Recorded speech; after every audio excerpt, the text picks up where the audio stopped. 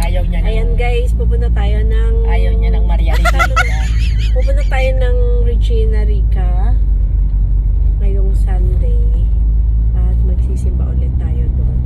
Doon sa mga hindi pa nakakarating dito sa Regina Rica, pag pumunta po kayo na taga Maynila kayo, waste nyo lang po yung Regina Rica, Tanay Rizal.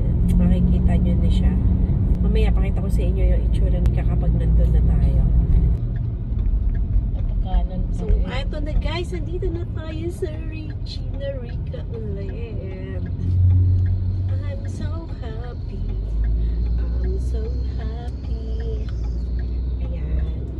Last na punta namin dito nung kasama ko si Miela, siguro mga ilang months pa lang si Miela naman. 10 months, no? 10 or 6 or 7 or 8, mga ganun. Maliit pa. Maliit Mga pa. ano yata, mga 7.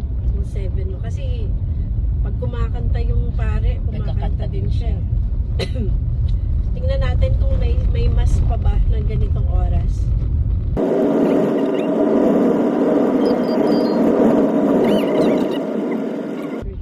We're open Wednesday to Sunday, 8 o'clock a.m. to 5 p.m. Mass schedule 11, 3:30. So may 3:30. Please prepare 50 pesos. 50 pesos for parking. Pagkakataon nyo nang mabawasan yung mga coins nyo. 5, 10, 15, 20, 25, 30, 35, 40, 50. Eh, marunong na ako magbilang. Salamat. Thank you. Pwede po mag-drop off sa chapel, tapos sa parking doon na po ang park niyo. Okay, sige. Thank you. Layo pa naman. Drop na daw kita mo. Laglag na kita dyan. Layo pa naman. Dito na. Doon sa kabilang parking. Pilgrims. Parehas din sila ng ano, no? Monte Maria. Pilgrimage. You know, Pasilungan Restaurant. Serving 130. healthy and healing food. Uy, ay oo nga pala, bibili nga pala ako ng ano, ng healing oil ba? Huwag mong kalimutan na kailangan. Baka doon na yun. Ah, Doon sa loob ng simbahan. oh, sa loob na. Oh. It's so layo. It's so layo. It's so layo. Dito na pwede rin payong ma? Hindi. Wala po, wala nga Sabi ko pala. sa'yo. Binaba nga pala ni Sabi ko ano sa inyo kanina, pagbaba natin ma, magdala ka payong. Mga pala wala kang sinabi, di ko narinig yun. Oh, yan. Wala na naman akong sinabi.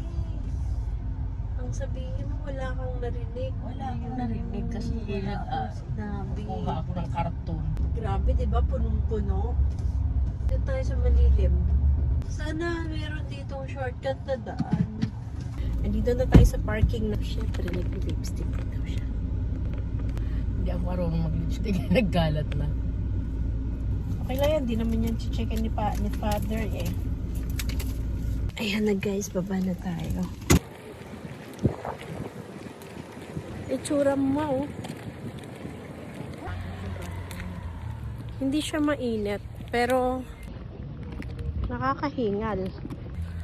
Anong oras na ba? 1? Mataas daw.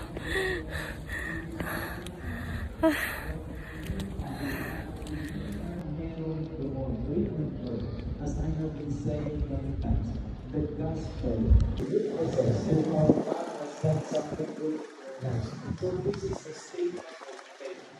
So that is why we should read the Bible. Unang-una sa lahat, when John, it is no longer the animal, rather it is Jesus, the Son of God, the Lamb of God who was killed for the salvation of all. So taking a cue from that, then now we can understand that